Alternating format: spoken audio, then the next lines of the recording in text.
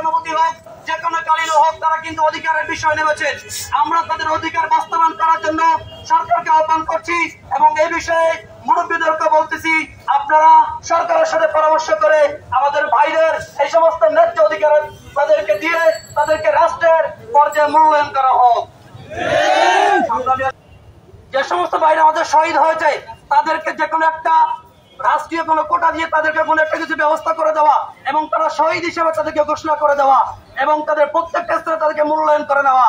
আর যে সমস্ত ভাইরা আহত হয়েছেন তাদেরকে সুচিকিৎসার ব্যবস্থা করে দেওয়া এবং ঢাকা বিশ্ববিদ্যালয় সরকারে বাংলাদেশের যতগুলো বিশ্ববিদ্যালয় বন্ধ করে দেওয়া হয়েছে, আমরা বলবো আপনারা অনতিবিলম্বে মাদ্রাসা এই প্রতিষ্ঠানগুলো, এই বিশ্ববিদ্যালয়গুলো আপনারা খুলে দেওয়ার ব্যবস্থা করুন।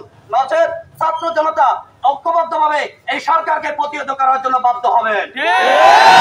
সংগ্রামের ছাত্র জনতা, আমরা এই হাটাদিন মাদ্রাসার এইখান থেকে আমাদের ছাত্র এবং এলাকাবাসীর পক্ষ থেকে আমরা আবার সুস্পষ্টভাবে বলতেছি, আমরা এই হামলার নিন্দা জানাচ্ছি, পাশাপাশি ভাবে এই আন্দোলনের সাথে আমরা সংহতি প্রকাশ করছি এবং পাশাপাশি ভাবে সারা বাংলাদেশের সমস্ত ছাত্রলীগকে নিষিদ্ধ ঘোষণা করা হোক এবং সারা বাংলাদেশের সমস্ত ছাত্রলীগকে কাফের ঘোষণা করা হোক।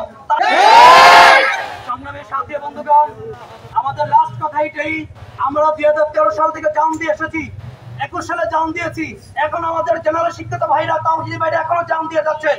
আমরা এই জান দিতে শিখেছি, রক্ত দিতে শিখেছি, আমরা শাহাদাত বরণ করতে শিখেছি, আমরা আর পিছ পা নামতে শিখি না। ইনশাআল্লাহ আমরা পিছ পা হতে রাজি নাই। আমরা এখান থেকে আমাদের আজকের এই দাবিগুলো আমরা সবার কাছে প্রকাশ করব। আপনারা সবাই সমস্ত দাবিগুলো সবার কাছে জানিয়ে দিবেন। আমাদের মাদ্রাসার পক্ষ থেকে জেনারেল শিক্ষিত ভাইদেরকে সংহতি প্রকাশ করা হলো এবং তাদের হামলার পর নিন্দা জানানো হলো। পাশাপাশি ভাবে সরকারকে কাছে আমরা জোর দাবি জানাচ্ছি, সরকার যাতে এই ব্যাপারে কোনো একটা ভালো পদক্ষেপ নেন এবং ছাত্রদের যে সমস্ত যৌক্তিক দাবি আছে এই যৌক্তিক দাবিকে সরকার মেনে নিতে বাধ্য হন। আমরা দেখেছি 1971 সালে যারা যুদ্ধ করেছেন তারা কোটার বিনিময়ে যুদ্ধ করেন নাই, কোটার জন্য যুদ্ধ করেন নাই। অতএব সারা বাংলাদেশ রাজাকার হতে পারে না, সারা বাংলাদেশ মুক্তিযোদ্ধা হতে পারে। অতএব যারা আমাদেরকে রাজাকার বলতেছেন তারা সবাই রাজাকার, আমরা সবাই মুক্তিযোদ্ধা ইনশাআল্লাহ।